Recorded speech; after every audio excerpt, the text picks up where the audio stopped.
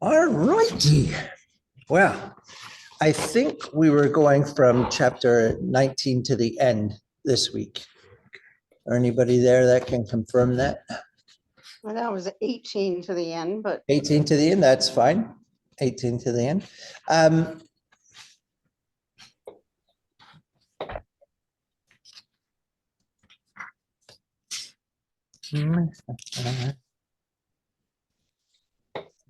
wrong about that. That's okay. We're still alive. So, okay, chapter 18.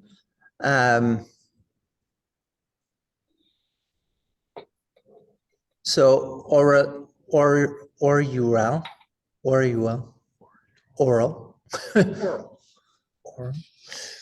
The UA, I don't think makes a diphthong, whereas the AU would. UL, oral. Anyways, we'll get as close as we can get. Maya. She was called Maya before too. Yeah. And so we have the king is on death's door and Ridderville is coming in.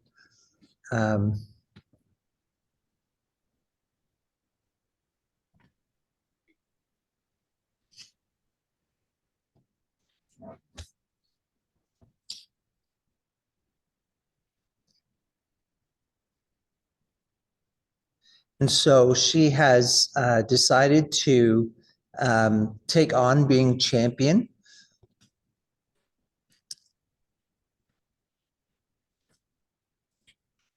And of particular note for us, our gnome, the old priest has died. Our gnome is now the priest of Ungit. And she recognizes that that he will never be as terrible as the old priest. There's no feeling that Ungit came into the room with him, which started strange thoughts in her head. What do you think that means?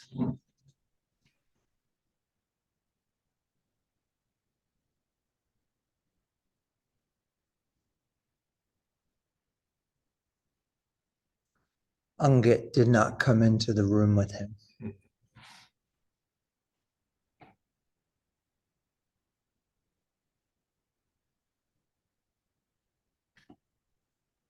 I think there's such a fear with this Ungit.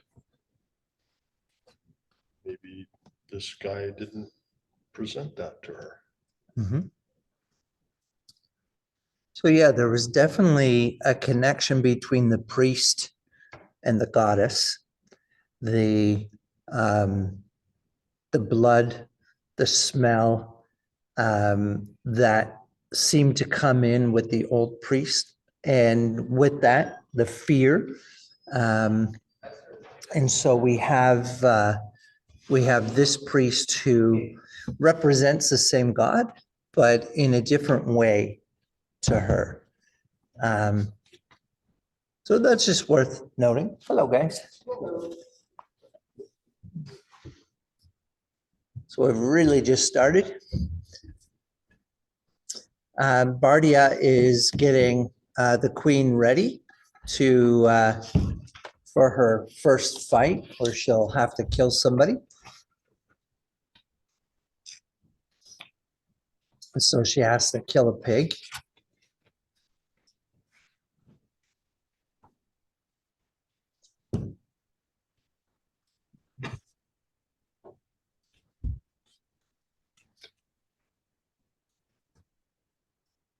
Chapter 18. Yes, that's right. Oh, I don't know what's different this one.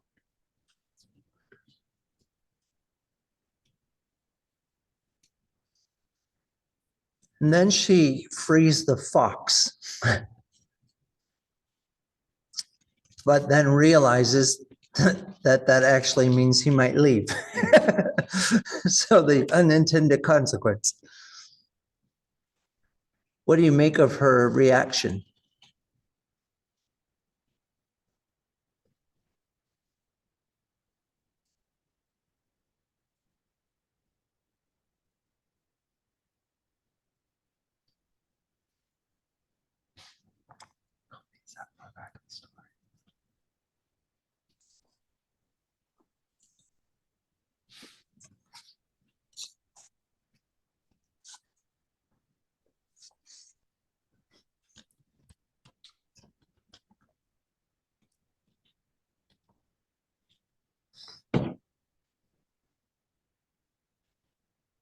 All right. So she's afraid he's going to leave her alone. She does a little reflecting. And she thinks, in my folly, I had thought I was to him as he was to me. Fool, I said to myself, have you not yet learned that you are that to no one? What are you to Bardia? As much perhaps as the old king was. His heart lies at home with his wife and her brats. What are you to the fox? His heart was always in the Greek lands.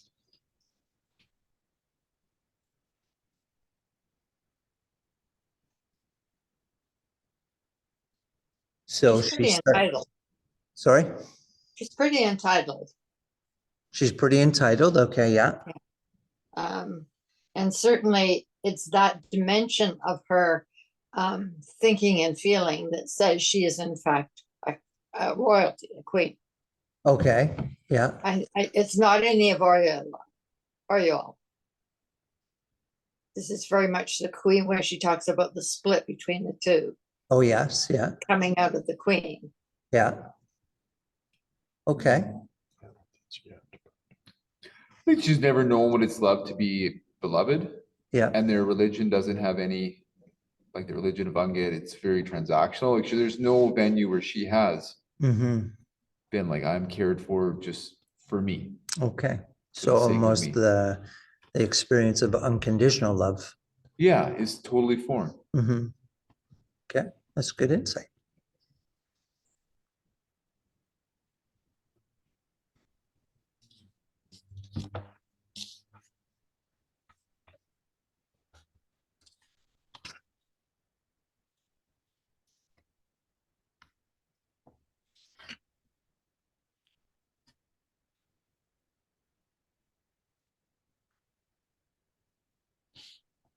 So she has, just to follow along in what Carol had brought up,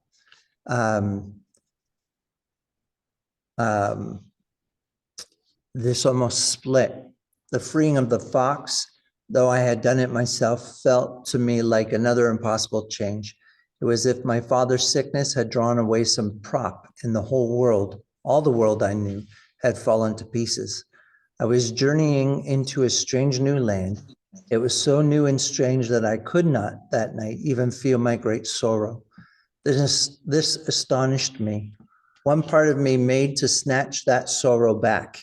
It said, Oriole dies if she ceases to love Psyche. But the other said, let Oriole die. She would never have made a queen. That whole conversation reminds me a lot of things that I've read about Queen Elizabeth Okay. and how she felt Okay. and what she saw as her sacrifice to the people to be the queen. Yes. Yeah. Yeah.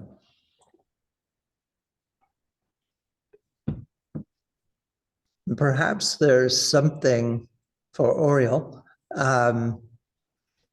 that there's an appropriate death here, right? I mean, if we talk about Christian formation, we often talk about the death of the old self in order for the Christ self to live.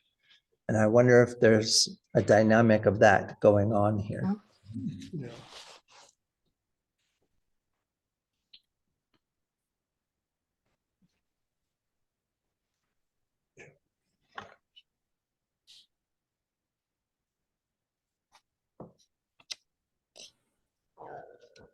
So Oriole is true to her word for Rideville.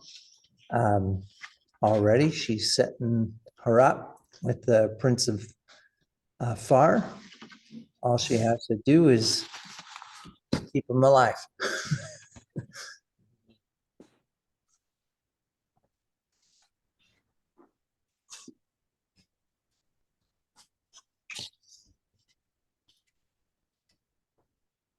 and the king passes away.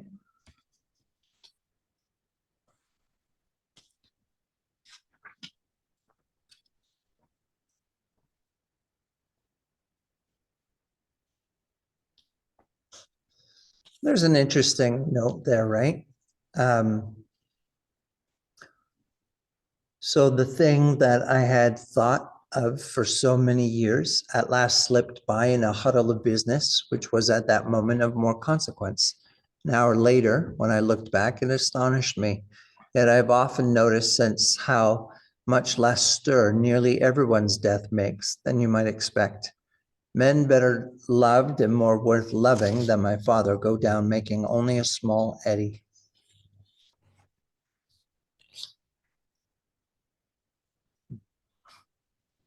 Mhm.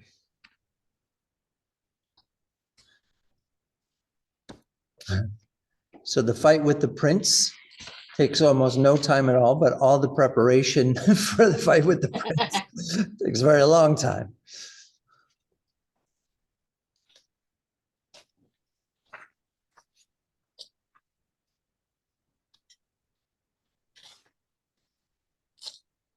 And there's a mask. She adopts a mask instead of the veil, just to make sure nothing bad happens. And it is intimidating as well. Does it describe the mask? I don't remember. Eyes like ghosts. Yeah. Hmm. Let's see here. I just can't remember if they described it because I remember that owl was part of the Ungit. I wonder if it's similar to that. Let's see here. I don't remember. first part of chapter 19. All of this was needless, for I fought Barty himself in my old veil a dozen times, but the mask made me look very dreadful, as a ghost might look. Yeah. Hmm. Yeah. So it was a hood or mask of fine stuff, such that could not be seen through. It had 2 eye holes and covered the whole helmet. Yeah, as dreadful as a ghost might look. I was just wondering because wasn't there a similar time period to Queen Elizabeth? There was that French king who wore the full cover because he had the I same don't disease. actually know. I don't remember. Now. Maybe. Sorry, Bob.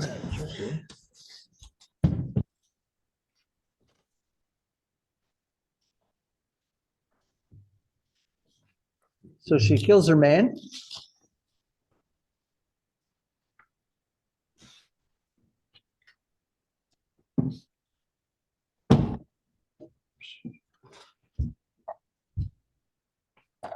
Wasn't a very epic scene, No, but I guess Lewis never has really made the fighting scenes incredibly like epic, no. even in Narnia. Yeah, I think you're right. I think he prefers just simple. I don't think he thinks killing or death is necessarily glorious. Yeah. And I think having been through war, Yeah. it's probably closer to reality. Mhm.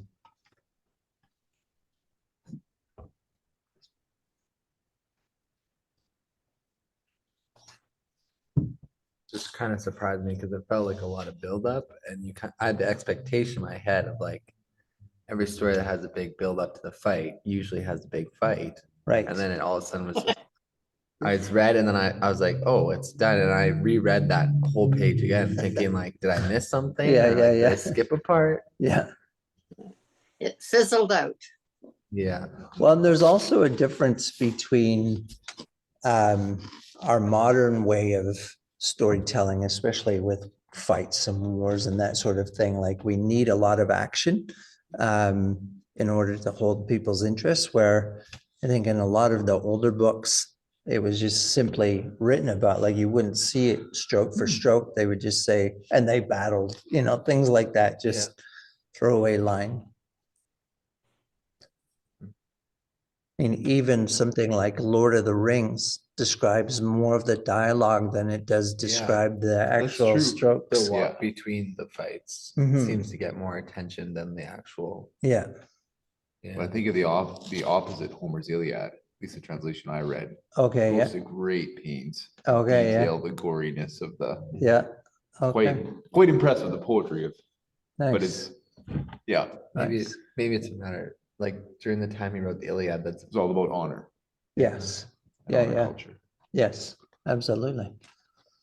Well, and even something like Beowulf will have some battle scenes, Mhm. but it's still fairly brief as far as I remember.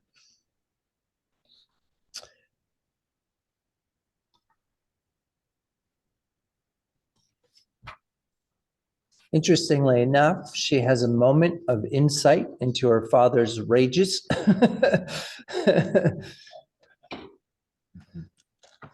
Between all the need for diplomacy and then Bardia leaving.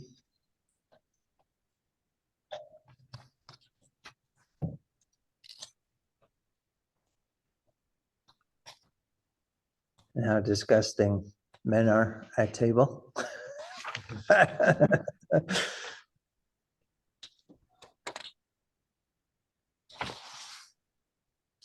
And with her, Yeah. Yes. for the most part. So she's a little drunk.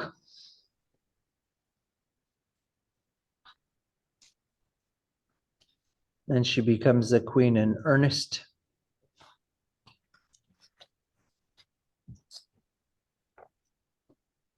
We're into chapter 20.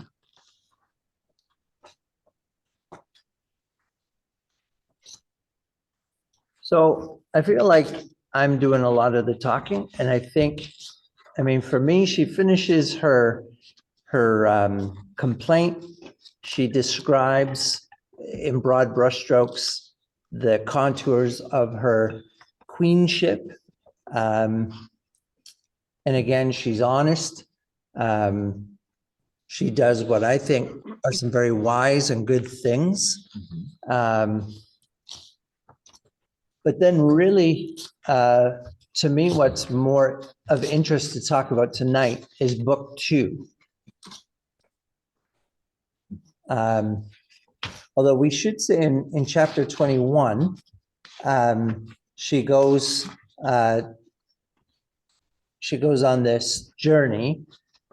She goes into a temple, and there she realizes that it's the goddess Psyche, Istra, and the priest tells Istra's story. It tells it all wrong. Somebody talk to me about that chapter. What did you think? What does it matter? Well, it reminds me like of oral transmission. Okay, So most of the Hebrew Testament was orally transmitted, often for hundreds and hundreds of years. But they were very, very, well, they were trained, the storytellers were trained to tell it word for word, right. so that it wouldn't have the meaning change. Now, I don't know how successful those guys were, but there was the feeling that they were taught that way. Yeah. And there's an expectation, I think, on her part that will continue, or that should be. When it comes to the stories of the gods, they should always be the same. Okay. And I get the feeling she just thinks it's sloppy. Okay. But isn't she weighing what she seen Psyche, how Psyche acted? Yeah, her And actual her- history versus the Yeah. story. So. I She mean, knows the actual history. She knows the truth to it, and she doesn't want to accept something that doesn't fall into her reasoning. So of course, all it is her truth. of the event. Yeah, wow. And it's going to be very colored by all of her circumstances and her background and her personality and all that kind of stuff. But I don't know if she really knew, like, it's like, she's not on solid ground anyplace. right? Like even before she was like, she was desperate for affection with this Phoebe and Bardia. And Yeah, like, you know, do they like me? I like them. It seemed like she was always struggling with a personality, almost a personality disorder or just trying to get a grounding of who I am. Yeah. What should I be now? Especially now that she's a queen. I mean, she proved it by fighting and she was successful and she did all the things like a man did, better than what her father did. So. yeah, So I think all the way along, that seemed, as the book kept going and going, it's like, I don't know. yeah, It just kind of kept going like that. And yeah, and as I'm reading, going, well, I don't know. I don't know what you are either. yeah, yeah, I thought this section was also trying to put in perspective what was happening around her. yeah, Because as Bob was saying, lots of stories from her perspective, I don't know, trying Mhm. to figure it out. All of a sudden, this section, this very ending to me was like a very relative part to actually what's happening around her is like priest took a girl with blood of a god, whether you believe that, whether you're Fox and you believe it, or don't believe it, or you're Barty and you fully believe there's a palace up there that she's living with a god, whether on either side, both people, a group of people decided that that story was so important that you need to worship it. And it's almost like for Ovia or whatever, it's almost like seeing your friend become a celebrity, right? Like you knew them before it. Now all of a sudden you're seeing pictures of them everywhere. You're seeing newscasts of them everywhere. There's stories, there's headlines about them everywhere. And all of a sudden you're like, I felt like I knew the real one, but what is this one now? What right. has it grown into? And all of a sudden it's like, all of a sudden she's being awakened to like a reality around her. I think it was like a reality check almost on her. And the way she presented herself to her looks, her appearances, you know, have to be covered. And she kept talking about that mirror, Yeah. you know, the mirror. Well, I'm going to see, he's going to be mad. You know, I got rid of the mirror. Yeah. Again, that representation of who you really are, how people see you, Right. was sort of being brought out. Yeah. Yeah. And then I don't know, at some point, then the veil came off. I'm not going to wear the veil. Right. Oh, she wasn't allowed to. So that's a little later. Yeah. So right now she's in this temple. She's hearing her story, Psyche's story, but it's different. Yeah. It's the same, but it's different. Why couldn't remember there's the big struggle about why would this, whoever is coming to Psyche to lay with her, why could Psyche not see him? Why not allowed? And the conclusion was either because he's a monster or because it's a brigand from the mountains. The answer of the story is they had to be secret because his mother, Talapa, she would have been very angry with him if she had known he had married the woman she most hated in the world. So neither of the two options that Oriel had concluded must be the real thing. So she thinks to herself, well, it's a good thing I didn't hear this 15 or even 10 years ago. I would have just been miserable. And then that question, where did you learn this? What are you talking about? This is a sacred story. It just is, right? And she concludes that the source of the story is the gods. How else would this have come to be known? The gods have put the story in the mind of the priest. He was telling it wrong, hideously and stupidly wrong.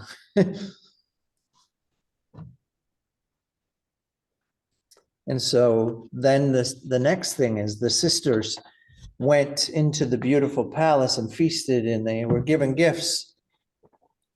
she stops and says, they saw the palace. Hmm. Of course they saw the palace. They weren't blind. Yeah. And she did see the palace. But again, Hmm. it seems bent, right? Because she locked onto her doubt. Did I really see what I thought I saw? So it was as if the gods themselves had first laughed and then spat in my face. So this was the shape the story had taken. You may say the shape the gods had given it.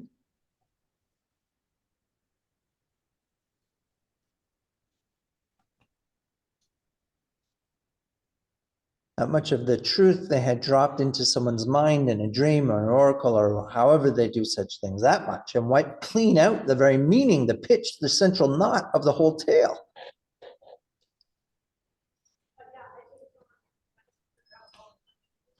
So she sees this as false witness, half truth. For if the true story had been like their story, no riddle would have been set me. There would have been no guessing and no guessing wrong. More than that, it's a story belonging to a different world, a world in which the gods show themselves clearly and don't torment men with glimpses or unveil to one what they hide from another, nor ask you to believe what contradicts your eyes and ears and nose and tongue and fingers. Such a world I would have walked aright. The gods themselves would have been able to find no fault in me. No faith required. Mhm. Now to tell my story as if I had had the very sight they had denied me. Is it not as if you told a cripple's story and never said he was lame, or told how a man betrayed a secret but never said it was after 20 hours of torture? I saw all in a moment how the false story would grow and spread and be told all over the earth. And I wondered how many of the other sacred stories are just such twisted falsities as this. Mhm. And so then there's the why. Why did they do this? Well, they were jealous. Jealousy. I jealous of Psyche? I sicken not only at the vileness of the lie, but at its flatness.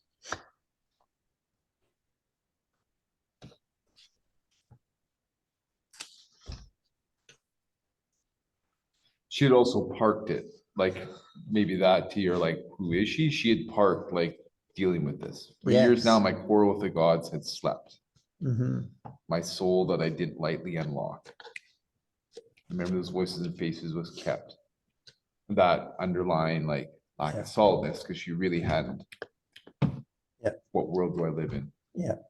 Yeah. She never really answered that. Yeah. Yeah. And then we have the connection with the cycle, which most mythology has, right? So the fall and winter, spring and summer seasons, right? So fall and winter is when Psyche is off doing her hard labors, but then when she accomplishes them, she can come home to her god and take off the black veil, and the priest can put on his white robe. She's like, what are you telling me this for? Like, what does this have to do with that kind of thing? But again, there's this connection between the god, goddess, the priest, the house, the world that we live in, the world of the gods.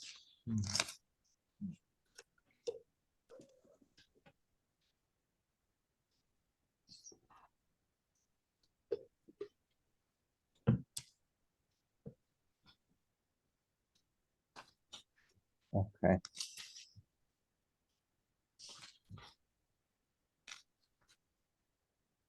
Yeah. Yeah, maybe, through this all, through her character, Lewis is trying to present this. Probably lots of people think like that. Like, where's your faith? What are you believing in? What, and you said like the cycle, this just all goes around and around and around for years. Yeah. And, when does it stop or what changes? Yeah. So he's probably trying to present that journey Well, we could imagine what would Judas write? Hmm. Right? I mean, this is a story at its heart of betrayal. What would Judas write? How would he tell the story of Jesus of Nazareth? What would he have penned just before he hung himself? Right. What would he have said about God and one's ability to know? One theory is that Judas was a zealot, and by betraying Jesus, he was trying to force Jesus's hand to take a military victory in Jerusalem and overthrow Rome. And Jesus didn't take up the sword. Well, now we're into part 2, which is the part that really matters. You should have told us that before. We could have just read those last. Oh, pages. it's like the Old Testament, New Testament, right? It makes no sense without what comes before. No, You of must course not. read them in light of each other. That's right.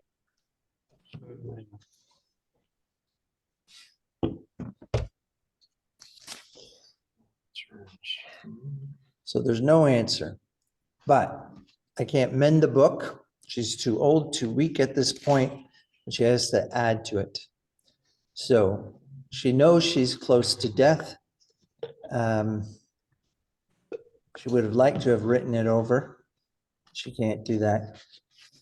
The gods themselves are using her own pen to probe the wound. And again, notice the language that's being used here. It's similar to Lewis's, where he talked about, the barber taking the thorn out of the hand. I mean, Oriel used that language with Psyche. Lewis talks about the dentist taking out the bad tooth. We saw that in Mere Christianity. We saw that in Great Divorce.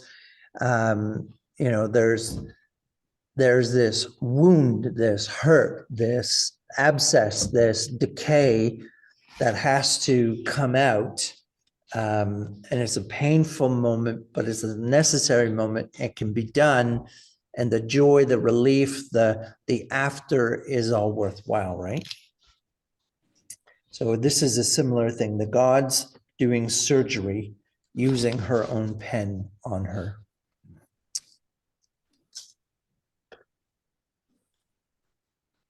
So we have, first of all, this scene with Taran, the one who the king made a eunuch for spending time with Rediville in the garden, and then made the fox and Auril her prison guard. And so suddenly, Auril is forced to review her childhood history from another's perspective. And again, remember, for Lewis, looking away from ourselves is the first step of looking toward God, right? So she's forced in this moment to hear that Rideville became lonely because, because of a few things, right? Just natural life, an unhappy child, spending time with her sister, obviously intelligent. And so when a Greek slave comes and begins to teach, she gravitates towards the lessons, to that intellectual life. She has aptitude for it, where her sister doesn't. Her sister is pretty, but not overly intelligent. And so there's this parting of the ways begins, and the companion that she had of her older sister is suddenly ripped away from her. What does that sound like? Psyche and the god, Psyche and the people. And so then Psyche comes. And so Rideville, who maybe was considered the beauty, loses that identity as well. Psyche robs her of that. And Oriel's love is further siphoned off. There's nothing left. There's no Mhm. thought left for Rideville. The younger sister, now the middle sister, she has no mother. She has an awful father, a sister that has effectually abandoned her. She's alone. Her only companion is a slave Bata who is mean, bent herself, twisted. And so Rideville begins to nurse on that teat and becomes a fairly bent and not very nice person herself. It's the first time that we get to see Rideville from somebody else's perspective, right? It's the first time that we really give thought to Rideville as a more robust, full character. And we begin to step away from Oriel a bit ourselves now, right? We gain some perspective. I mean, we've been seeing the whole story through her point of view. Now we're able to step back a bit and look at her from a new angle of vision again. And it's helpful. And so this is the first stroke, a light one.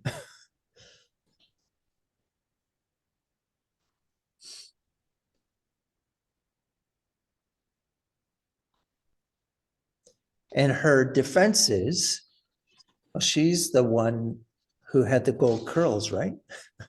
Like I had nothing. I had every right to latch onto the fox and to Psyche. And so back to my writing.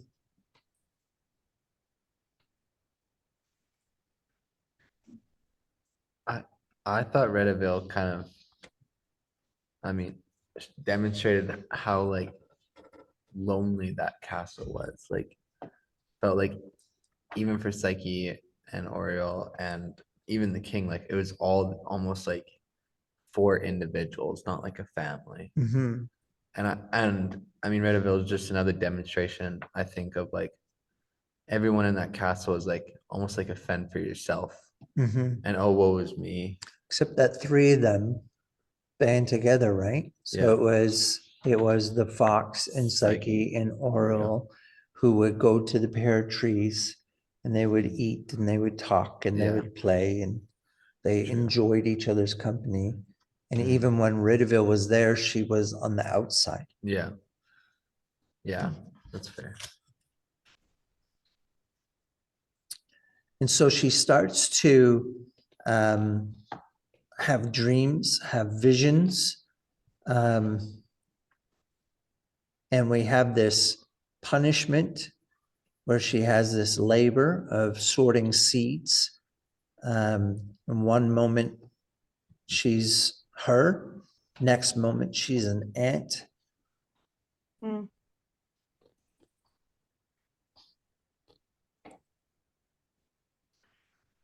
And so asleep, she had the labors. Awake, she had her work,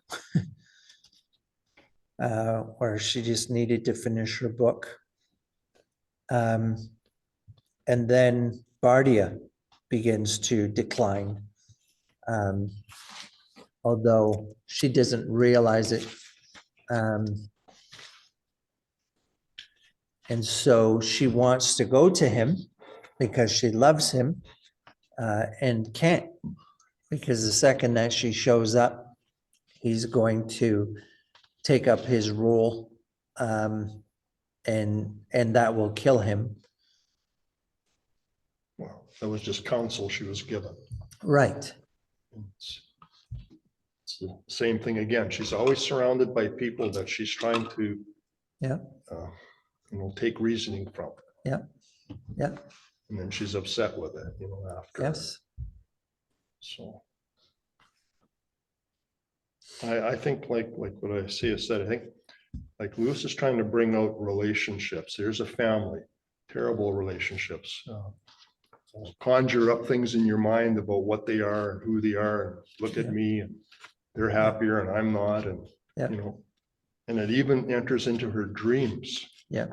So it's like day and night, you know, and there's just no, I guess he's pulling out. There wasn't a faith. There wasn't a true, strong faith. And yes, I believe in this God. She didn't want to believe in the God of Umgut, or, Well, she believes, but they're just not good. yeah, Yeah, it's not a happy ending. yeah, So, I mean, again, I keep trying to draw this parallel. How many other people on the world that revolves like that? mhm, He's an angry God. He's not a good God. He's, you know, all these things. And yeah, our family's horrible. We don't get along with one another. This one, that one. Dad was no good. Grandpa was good. You know, like, I think it's the whole cycle of relationships mhm. that he's trying to bring out in a good way, in a big way. And I don't know what Lewis thought about like karma and that kind of idea, or what he even knew about that, if that was even relevant to his time period, but like that idea of like like how Dao was talking about, like it felt like all the gods and all of her interaction with everybody was kind of like a transaction. Mhm, And that idea of karma is like, I do bad, I receive bad. mhm. And like it's all kind of just piles on to like this, I don't know, kind of what I imagine a similar idea of karma. Okay, Almost not quite karma, but kind of similar idea of like transactional punishment and reward. yep, Especially Psyche early in her life when she was like known as like the goddess of healing and stuff. It was almost like super like, no, you're bad. Then all of a sudden it's like the karma was bad on Psyche. right. I don't know. It's just kind of what I noticed. Okay. And they bring out this, you know, Lord Bardia, you know, he was, you know, somebody she respected and loved and worshiped, and now he's gone. You know, it's like my world is gone. So again, who are we putting our faith in? Are we putting our faith in the king or this good loyal subject? Or, you know, she was putting her, you know, trust and everything in man, Yeah, the men that were surrounded around her, that gave her the counsel. Yep. And then when these men were taken away, what was she left with? yep. Well, and she continues to get more insight, right? When she goes to visit the widow, she's thinking this is going to be, it's sad, but a nice chat. She asks to be unqueened a little bit in order to hear some honesty.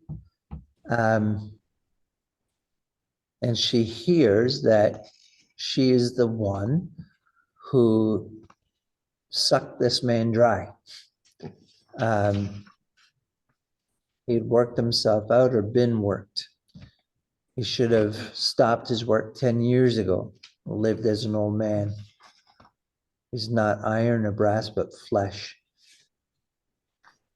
And then she gets to hear about his home life, the face that he never wore around her, the face that he would never have shown her. But he would come home too tired to eat. And then the queen herself, her own habits, up early, working late. And he's there.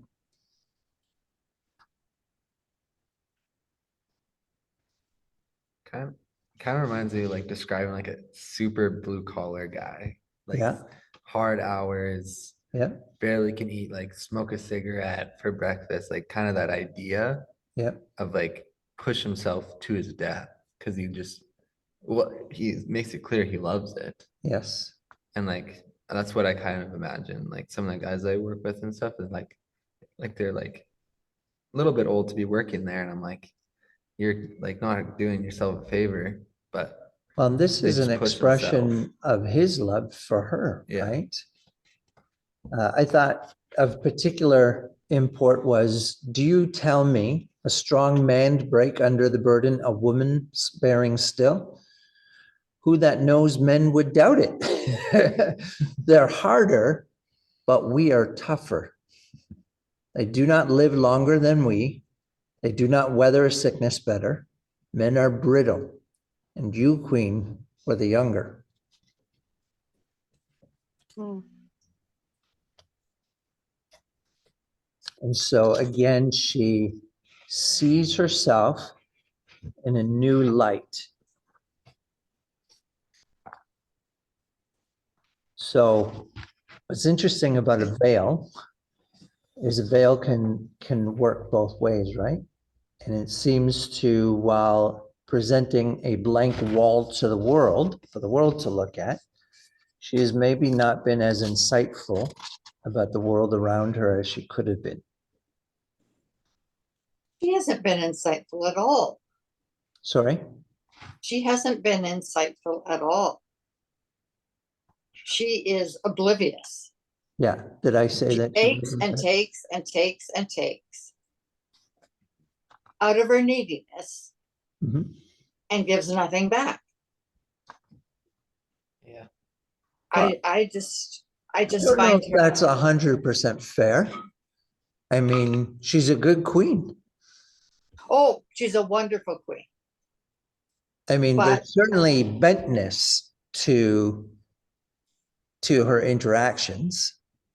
But I don't know that I would be so wholesale as to say that she gives nothing back. Well, it's interesting because what she provides for the people are good things, but all in a certain milieu, Yeah, goods and stuff. but she is Which- loved, right? She's loved truly by Psyche. She's loved Mhm. truly by the fox. She's loved think truly because by that's- Bardia. I It's don't think because there she would is- be that love if she were wholly monstrous. I think No, that's I'm not part of saying the she's tension. monstrous, David. I'm But not if saying you she's. say that she takes and takes and takes and never gives She back, does. that is monstrous. No, because she's been entirely unaware of herself or anybody else all her life. She has no idea who she is. Yeah, And she has, unfortunately, no idea who anybody else is. yeah. And so she lives in that oblivious state of who people are. Mhm. But she was also trying to navigate being the ruler, being the queen now of this. I think that being the queen thing has a huge amount to do with it. And how do you Because navigate? what's required of a queen is very different than what's required of a friend? well, And I a also woman, think, a putting, companion, or whatever. I was thinking of put in perspective of like Bardia's wife just lost her husband. There's Mhm. gonna be a very strong one-way reaction. Like Mhm. you lose someone close to you, often those emotions can be very strong just one way. It's either whether like anger, frustration, sadness, all of a sudden it's like super hard. So I think you also take it in perspective, like Yeah. I'm sure there's a time that Bardia's wife knew Bardia loves his job and Bardia loves serving the people of Gloom. And clearly she stayed with him his whole life. Clearly there was a point where she knew like, I know this man is dedicated to the people and dedicated to this kingdom of Gloom. And I think you also take in perspective that Bardia's wife is going through a hard time and everything she says. I mean, parts of it is definitely true, but also like, Well, and the maybe narrative, frustration. what we've discovered with this is the narrative matters. The way we tell a story, we can tell it from a certain perspective, right? And the wife has a narrative about who the queen is. And it's the moment that the queen removes her veil and says, "Are you jealous of this?" And the wife stops for a moment. She looks back and she says, "Oh, I never knew you also, you loved him. You've suffered too." Right? So the veil, once again, is doing its job. And to become unveiled to some degree answers a question, begins to change the narrative, at least for that moment, because they go Yeah. back. It only lasted a very brief time. Yes.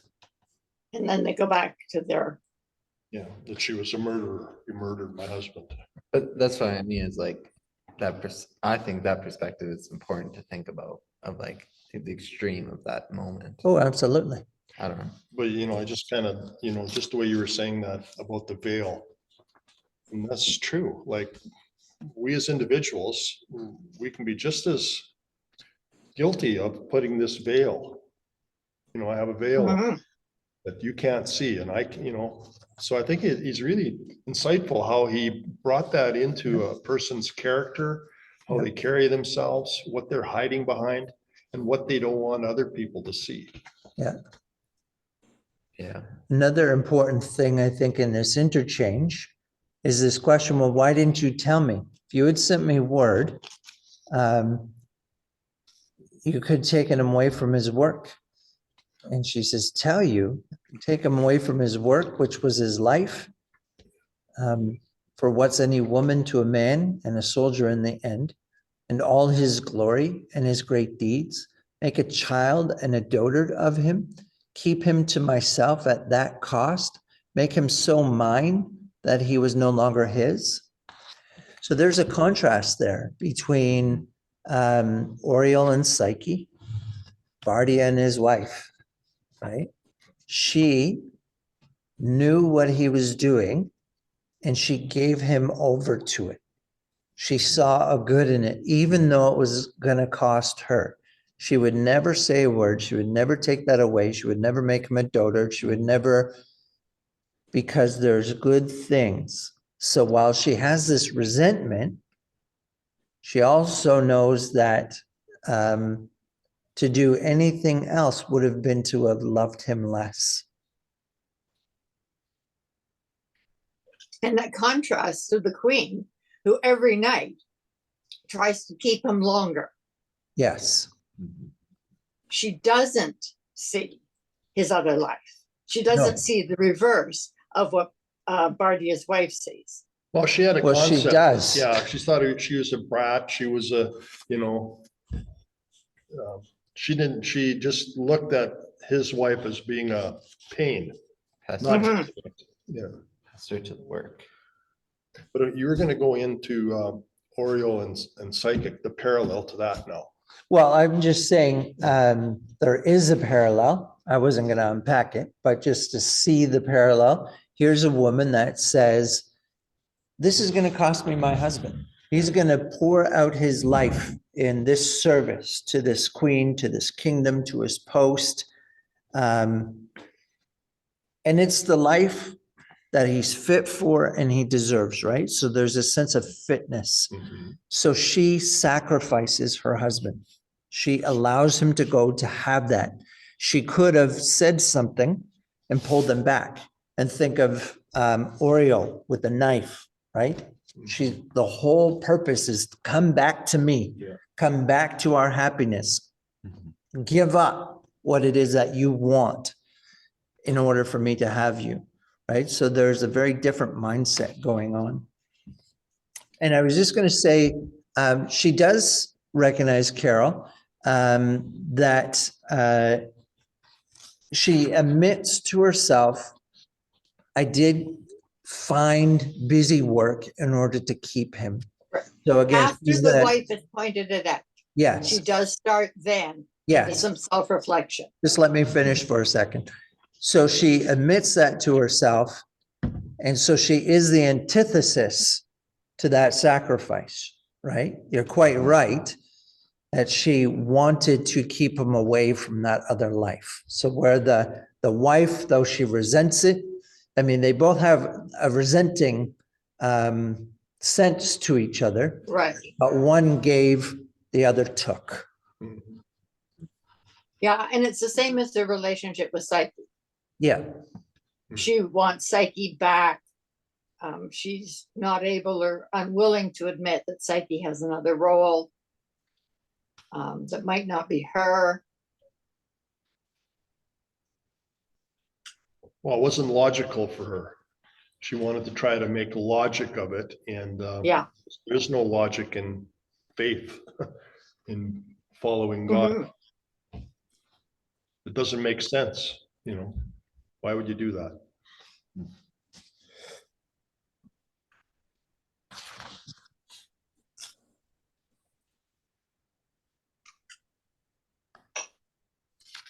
She reminds me very much of King Lear. So she understands about herself at the end of this chapter, as she admits to herself that Anset was true, that to some degree she punished him as well. She hated him. She loved him and hated him. And she never did it directly, but she would lead conversations to the place where he would be mocked and couldn't defend himself. So she asked the question, did I hate him then? Indeed, I believe so. A love like that can grow to be 9/10 hatred and still call itself love. One thing's certain, in my mad midnight fantasies, when he was at last to be seeking my love, I always had him begin by imploring my forgiveness. Sometimes he had hard work to get it. I would bring him within an ace of killing himself first.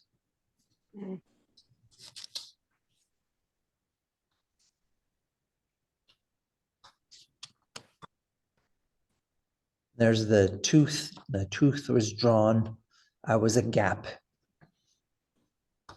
And now I thought I had come to the very bottom and that the gods could tell me no worse.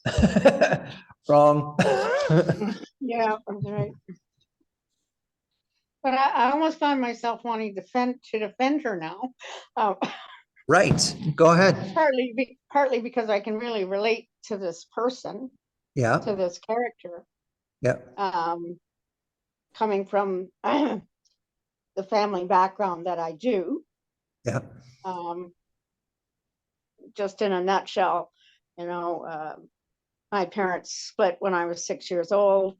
My mother was very bitter about that.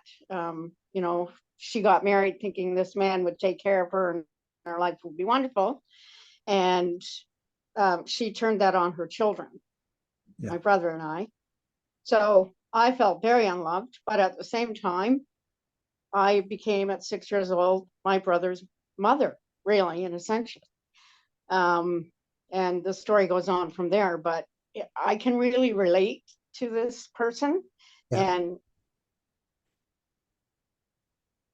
even though in the end, her love or her wanting to take care of Psyche, that started off as from a very good place.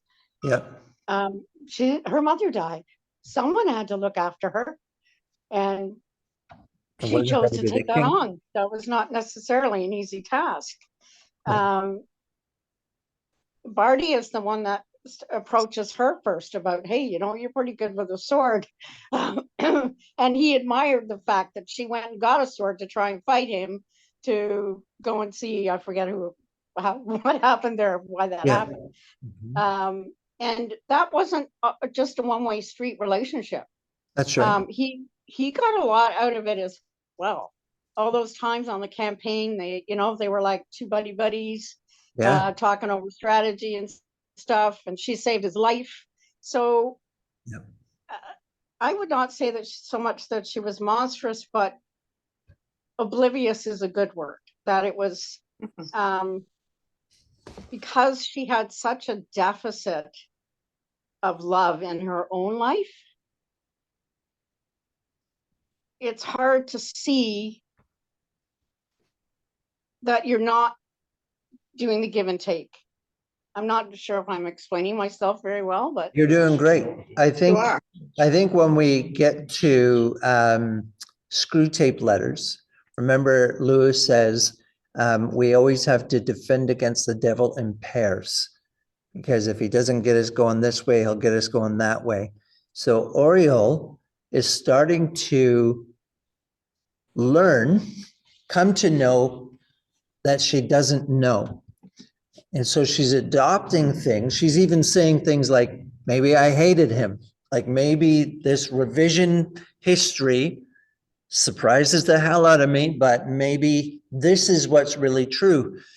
And again, she's going the opposite way, right? So she was completely oblivious. Now she's allowing too much thing, which is why I was kind of pushing back on Carol saying, well, people would not love her if she gave nothing back, right? There has to be more of a balanced account out there, but of course we don't have access to it. We have this point of view, now we have this point of view. The character herself still does not know herself. And it's kind of like what you were saying earlier about the counselors, the counselors give this counsel, she adopts it quite often. She doesn't want to think for herself. And she's running the risk of doing the same thing, right? Just adopting other people's perspectives, which aren't necessarily 100% true because we are far more complex, right? And I happen to think she's an amazing personality. I think she's a fascinating, Somebody's ringing. Somebody's phone's not mine. The Karens. right? Oh, who cares? I think she is the ultimate hero because she's capable of great good and Mhm. capable of great badness. And she does both. And I think Lewis is saying, here's a woman who is very, very strong, very gifted, very giving, who also has these fatal flaws, which means she's everyone. She's every person. Because every person has the capacity for true greatness. But that's not all. It's not the whole story. The whole story always is the other as well. Mhm. And I think that's what, until we have faces, until we have all of our faces showing, then that's when we become known. Mhm. And then you bring in the whole dynamic of who's this Ungit? Now I'm Ungit. Yeah. So there's her role as a queen.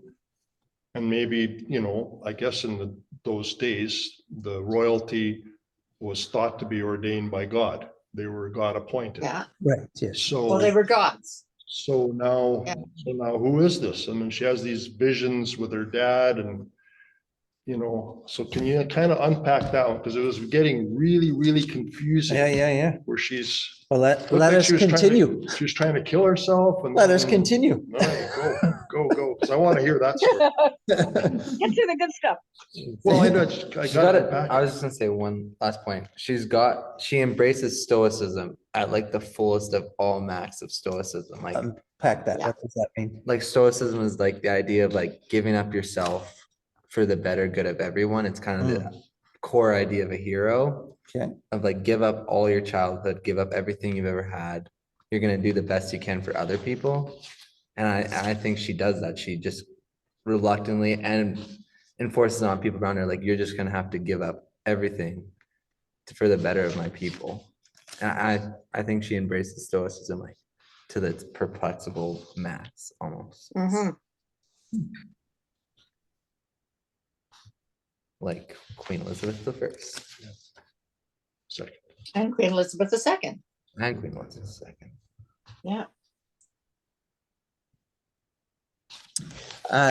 So in chapter 2 of book 2, there's an interesting scene. They're in the temple of Ungit, pantomiming the new year coming. And she observes a woman who comes in who's just wrecked and bows down to the stone and not to the new Greek-like statue. And so she says, oh yes, queen. Has Ungit comforted you, child? Oh yes, queen. Oh yes. Ungit has given me great comfort. There's no goddess like Ungit. Do you always pray to that Ungit and not to that? Oh, always this queen. That other, the Greek Ungit, she wouldn't understand my speech. She's only for nobles and learned men. There's no comfort in her.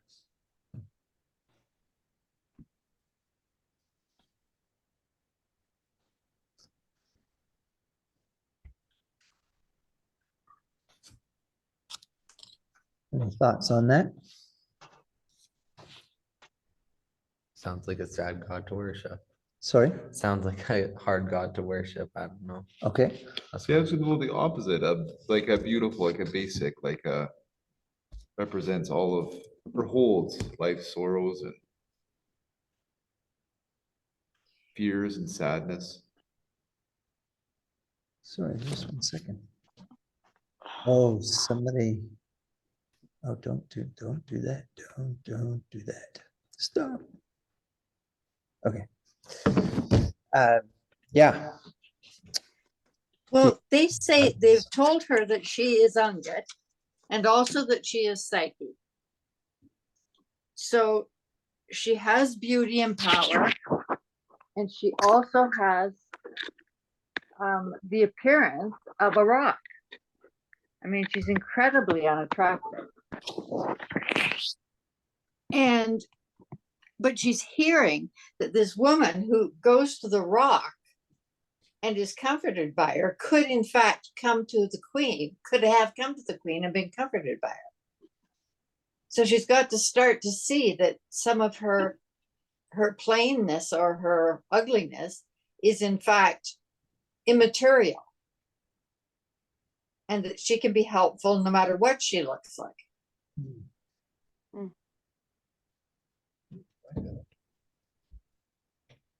well, she is struck as they come out of the door. People, the great mob shouting, "He is born, he is born," whirling their rattles and throwing their wheat seed in the air, all sweaty and struggling, climbing on one another's backs to get sight of Arnhem and the rest of us. Today it struck me in a new way. It was the joy of the people that amazed me. There they stood where they had waited for hours, so pressed together they could hardly breathe, each doubtless with a dozen cares and sorrows upon him, yet every man and woman and the very children looking as if all the world was well, because a man dressed up as a bird had walked out of a door after striking a few blows with a wooden sword. Even those who were knocked down in the press to see us made light of it, and indeed laughed louder than the others. I saw two farmers whom I well knew for bitterest enemies clap hands and cry, "He's born," brothers for the moment. Sounds like Christmas. Well, all is well. But she struck, right? The joy of the people. Why is this woman comforted by the very thing that she has found horrible and holy her whole life and has set her face against? She's never found comfort from this. She thinks this whole thing is ridiculous. She can see it for what it is. And yet here are the people filled with joy. Enemies, at least for the moment, made friends. What is this power that is at work that she is seeing maybe for the first time at the end of her life? Well, she goes home and she begins to have a vision. Her father, and he won't allow her to wear her veil. She has to go to the pillar room. As Bob said earlier, she's a little worried that he's going to find out that she gave his treasure away to Redeville. And she has to keep digging. Notice that we have kind of the opposite, right? We have seen in Lewis's work, heaven keeps getting bigger. And as you go further in and further up, it becomes bigger and more real, more of itself. The pillar room is going in the opposite direction, right? She's going down. And as she digs down through more substances, it is getting smaller and smaller. It is entombing her. Now, this is not particularly bad news because she's just come out of a womb in the annual cycle with the priest, right? She fought her way out, and now she's finding herself entombed once again. So there may be some connection here.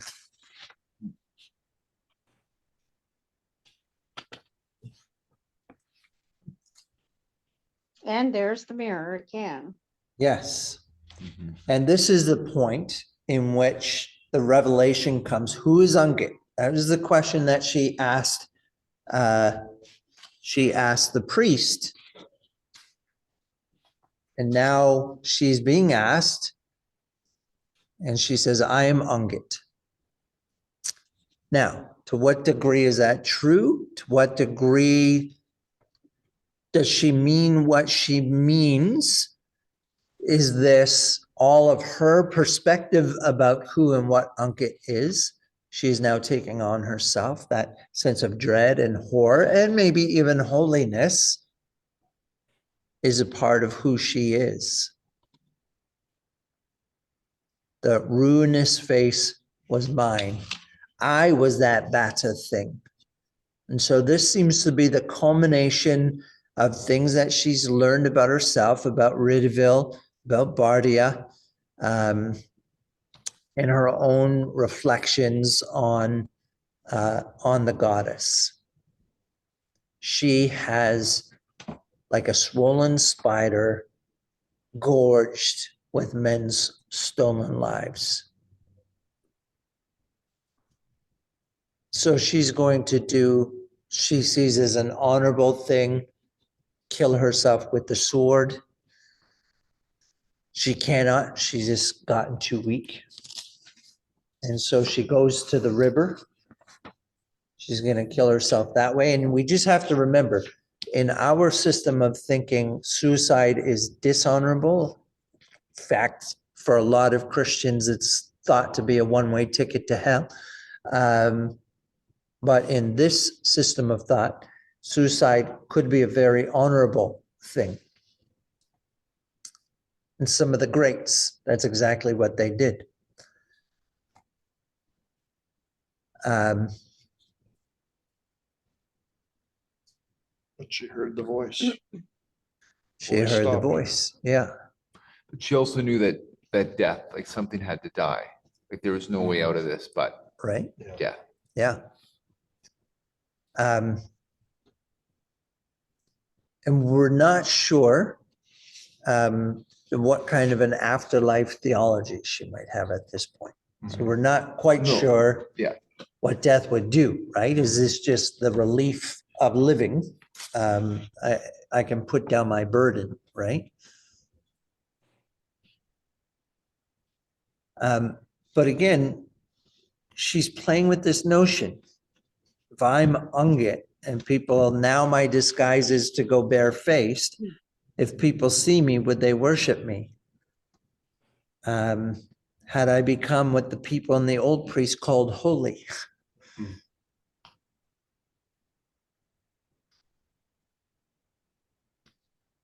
And then there's a sense of, if I were Ungit, I might be this shadow brute also, for the gods work in and out of one another as of us.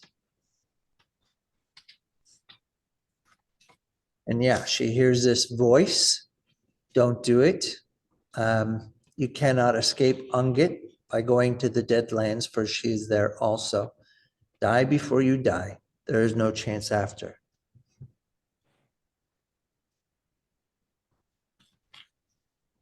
So she crawls home.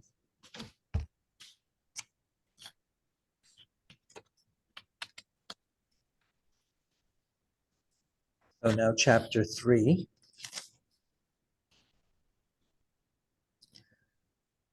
We begin to have more dreams where she is doing more of the punishments.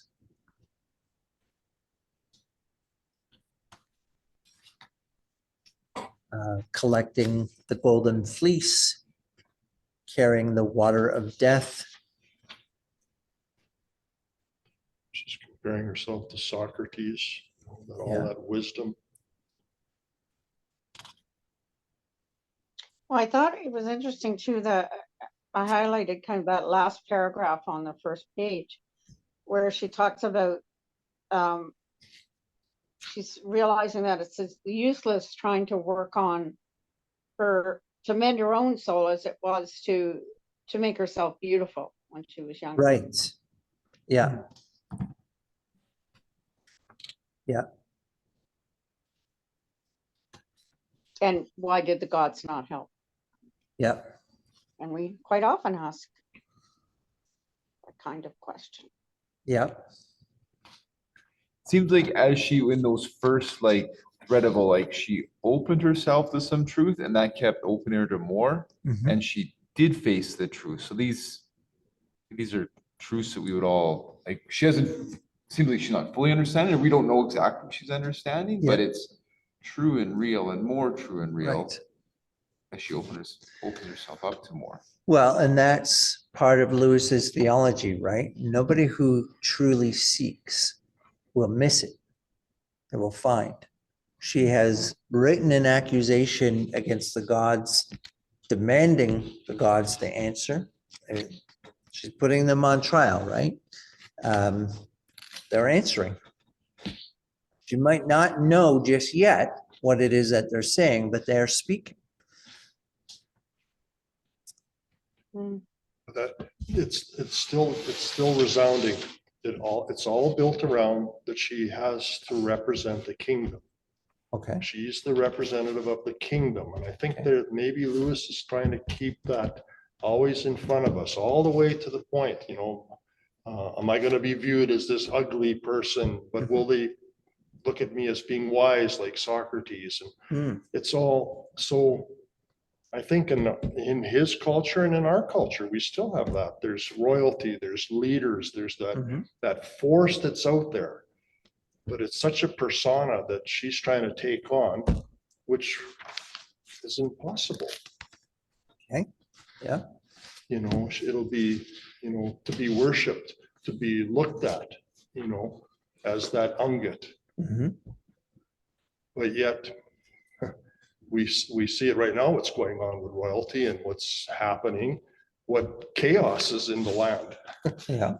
And this is all after Lewis, but it was probably evident in Lewis's time, where there was the kingdoms and the rulers, what they had to represent. Yeah. And even the Roman Catholic, that whole setup. It's like God. So I think there's a big story that he's really unraveled here. Okay. That's just going on and on. It hasn't stopped. Yeah. Yep. And we're pulled into that character of Oriel, and what those leaders, the kings, queens had to take on, and are still taking on.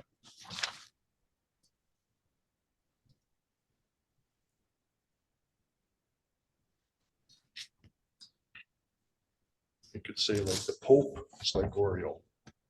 Okay. When you start putting those people to these characters, you can see, oh my goodness, wonder how that all falls together. Yep. Well, we come to the point where she's the woman with the complaint against the gods. She's brought to the court.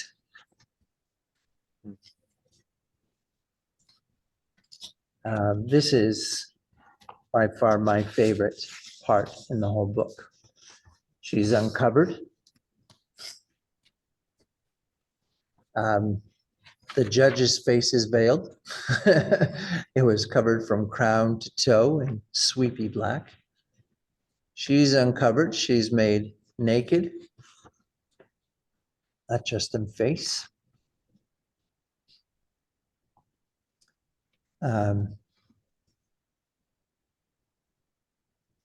I looked at the roll in my hand and saw at once that it was not the book I had written. It couldn't be. It was far too small and too old, a little shabby, crumpled thing, nothing like my great book that I had worked on all day, day after day while Bardia was dying. I thought I would fling it down and trample on it. I'd tell them someone had stolen my complaint and slipped this thing into my hand instead, yet I found myself unrolling it. It was written all over inside, but the hand was not like mine. It was all a vile scribble. each stroke mean and yet savage, like the snarl of my father's voice, like the ruinous faces one could make out in the uncut stone. A great terror and loathing came over me. I said to myself, whatever they do to me, I will never read out this stuff. Give me back my book. What I read out was like this. I know what you'll say. You will say the real gods are not at all like Ungit, and that I was shown a real God in the house of a real God and ought to know it. Hypocrites, I do know it, as if that would heal my wounds. I could have endured it if you were things like Ungit and the shadow brute. You know well that I never really began to hate you until Psyche began talking of her palace and her lover and her husband. But why did you lie to me? You said a brute would devour her. Well, why didn't it? I'd have wept for her and buried what was left and built her a tomb but to steal her love from me, can it be that you really don't understand? Do you think we mortals will find you gods easier to bear if you're beautiful? I tell you that if that's true, we'll find you 1,000 times worse. For then you'll lure and entice.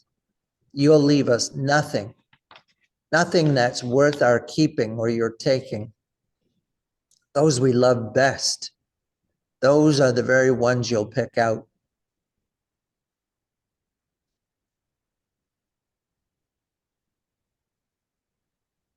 It would be far better for us if you were foul and ravening. We'd rather you drank their blood than stole their hearts. We'd rather they were ours and dead than yours and made immortal. Think of the mother who wants to take her son back to hell. But to steal her love from me, to make her see things I couldn't see, oh, you'll say that I'd signs enough her palace was real, could have known the truth if I'd wanted, but how could I want to know it? Tell me that, the girl was mine. What right had you to steal her away into your dreadful heights? You'll say I was jealous, jealous of Psyche, not while she was mine. If you'd gone the other way to work, if it was my eyes you had opened, you'd soon have seen how I would have shown her and told her and taught her and led her up to my level. But to hear a chit of a girl who had no thought in her head that I'd not put there, setting up for a seer and a prophetess and next thing to a goddess, how could anyone endure it? That's why I say it makes no difference whether you're fair or foul, that there should be gods at all. There's our misery and bitter wrong. There's no room for you and us in the same world. You're a tree in whose shadow we cannot thrive. We want to be our own. I was my own, and Psyche was mine, and no one else had any right to her. Oh, you'll say you took her away into bliss and joy, such as I could never have given her, and I ought to have been glad of it for her sake. Why? What should I care for some horrible new happiness which I hadn't given her and which separated her from me? Do you think I wanted her to be happy that way? It would have been better if I'd seen the brute tear her in pieces before my eyes. You stole her to make her happy, did you? Why, every wheedling, smiling, cat-foot rogue who lures away another man's wife or slave or dog might say the same. Dog now, that's very much to the purpose. I'll thank you to let me feed my own. It needed no tidbits from your table. Did you ever remember whose the girl was? She was mine. Mine! Do you not know what the word means? Mine, you thieves, seducers. That's my wrong. I'll not complain that you're blood drinkers and man-eaters. I'm past that. Enough, said the judge. And now for the first time, I knew what I had been doing. While I was reading, it had once and again seemed strange to me that the reading took so long, for the book was a small one. Now I knew that I had been reading it over and over, perhaps a dozen times. I would have read it forever, quick as I could, starting the first word again almost before the last was out of my mouth. If the judge had not stopped me, and the voice I read it in was strange to my ears, there was given to me a certainty that this at last was my real voice. There was silence in the dark assembly, long enough for me to have read my book out yet again. At last the judge spoke. Are you answered? He said. Yes, said I. The complaint was the answer.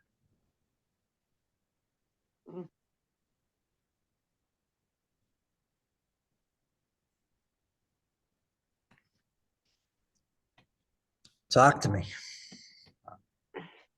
The idea of God saying, worship nothing else but me. I think Oriel held Psyche on such a pedestal above the gods and above everything else. And I think she just made that realization now reading that out loud. Like I'd obsessed and thought and pondered and worshiped Psyche at such a high level and put her on a pedestal and worshiped her like, and now she's coming to that realization that I was never actually faithful to Psyche or the gods. Like, neither or were she faithful to. I think it's the main message of the Bible is have no other gods but me. And he just showed that a very complex story for a very simple answer. And it is simple. Are you answered? She said yes. 4 words. And I think too, it also brings out that whole element of work. I did all this, I did all this, I did all this. And I want to keep reading it over and over and over again. And that's like, the books will be open and everything will be recorded, what you've done. So this is her book. This is what she's believed I've done my whole life. I trained, I brought up this girl and she didn't accept it. She just wanted to run away. Can't you understand? You gave her happiness that took I her gave away her from me, something I couldn't share. So again, that's a selfishness or selfish works. Well, how does it match with the sacred story of the priest from Esser? Why did she do all this? Why did the sisters do all this? They were jealous. She was mine. Do you not know the word? What right had you to do that? To have heard myself making it was to be answered. Lightly, men talk of saying what they mean. When the time comes to you at which you will be forced at last to utter the speech which has lain at the center of your soul for years, which you have all that time, idiot-like, been saying over and over, you'll not talk about joy of words. So again, there's this sense of purgation, right? To the divine, to the heavenly. We're back to the great divorce. She spent this lifetime, the greater part of this book, right, telling us painstakingly, honestly, this is what the gods have done. This is what I experienced. This is my accusation. This is my complaint. But she's never actually said what she's meant. And she comes face to face with the divine. And she is forced, or she is gifted, to have what she's truly meaning to say said. And it was just a small little book. It was just a small little book. Yeah, it was all the same thing over and over. It was this foul, angry, father-like voice. And for the first time she hears her voice, it's not beautiful. She is Ungit, right?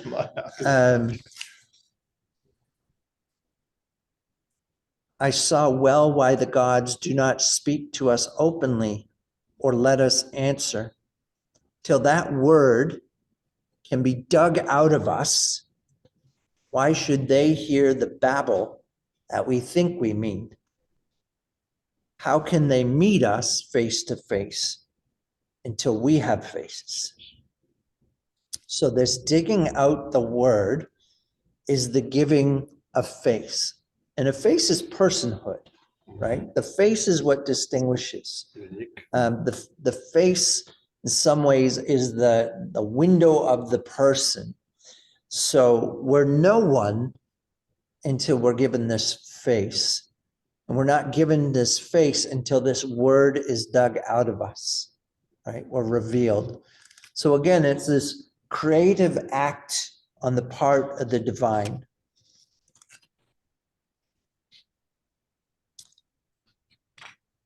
And so now that this word has been dug out, I was jealous.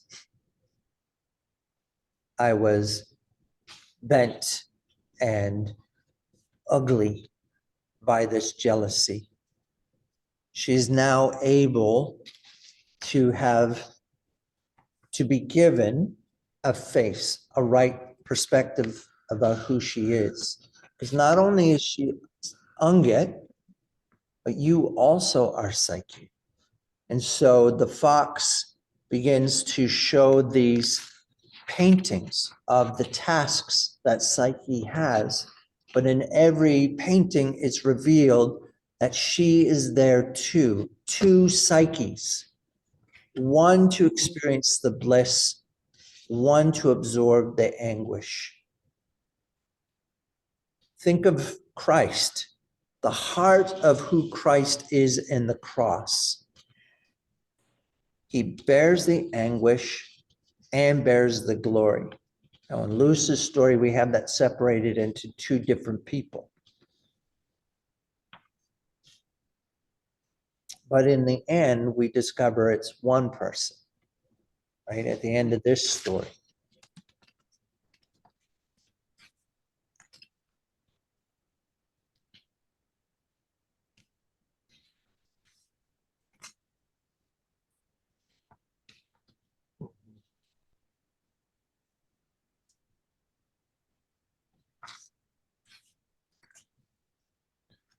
Holiness of God, infinite hopes and fears may be both yours. Be sure that whatever else you get, you will not get justice. Are the gods not just? Oh no, child. What would become of us if they were? Right, But come and see. right. That's the karma, right? Karma is the rule here. We Yeah. get what we deserve. This is Bottom says Yeah. this too. We're dead. We're in trouble. That's Grace You thought you wanted is- karma, but if you actually, That's Yeah. right. now Yeah. that you actually know and You're see it. calling for justice. Yeah. But you're going to get better than justice. Yeah. You're going to get mercy.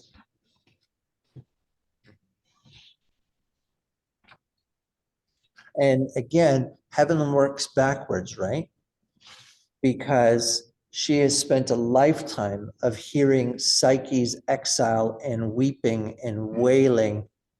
She now discovers that Psyche has worked joyfully, purposefully, joyfully, and has come home while she has born in herself.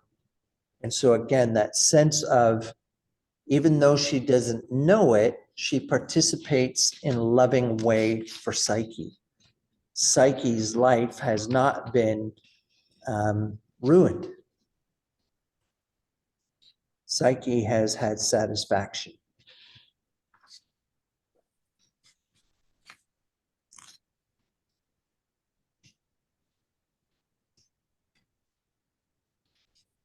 And in the end, she made it possible for that, for Psyche to have that experience.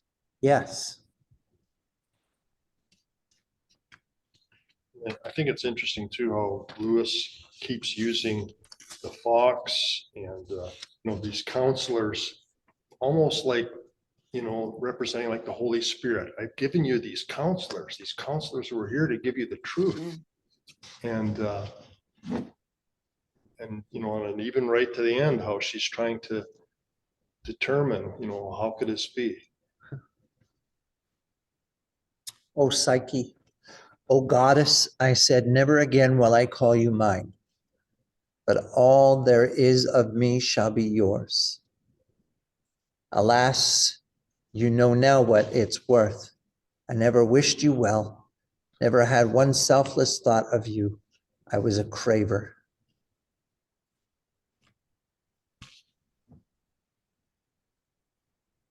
But Maya, dear Maya, you must stand up.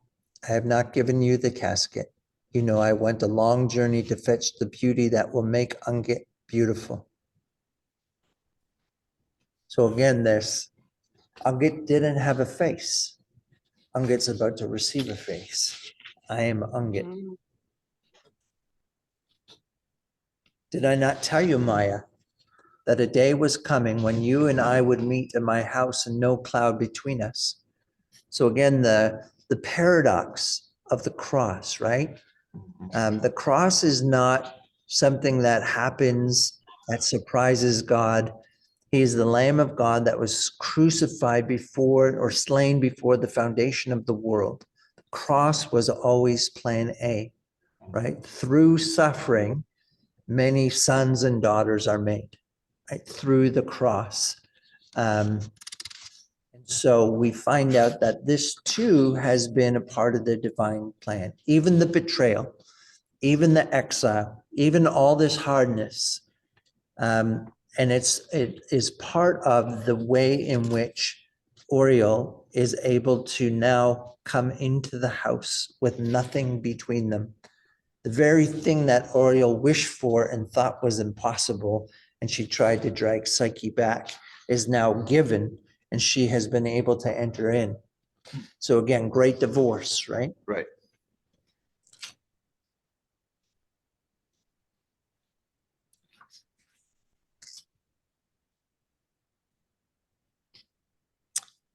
I, Arnom, priest of Aphrodite, saved this roll and put it in the temple. From the markings after the word might, we think the queen's head must have fallen forward on them as she died, and we cannot read them.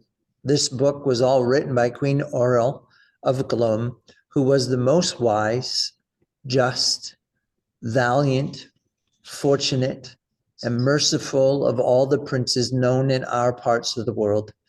If any stranger who intends the journey to Greece finds this book, let him take it to Greece with him, for that is what she seems mostly to have desired. The priest who comes after me has it in charge to give up the book to any stranger who will take an oath to bring it into Greece. 8:45, we're over time. You gotta get people home in time to watch Survivor, Dave.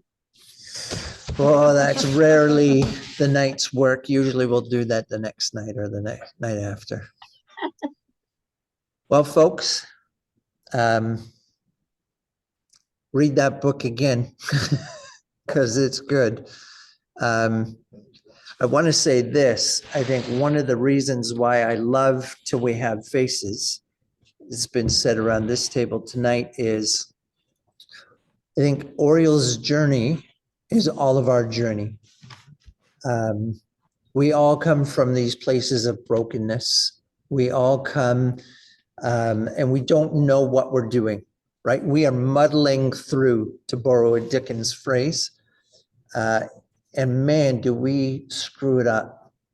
But within the mess that we make, we also do things well. And God is faithful in his prevenient grace. And there are great things happening even in the moment. And even as we wrestle with who the gods are and who we are and the mess that we are in, they are revealing themselves and they are giving us our faith. They are digging this word out of ourselves. And if we too will focus in, write our words, wrestle, ask, I think it will be said of us too that we are good people at the end of our lives. I think all of us have the potential to do great things, even while also doing terrible things.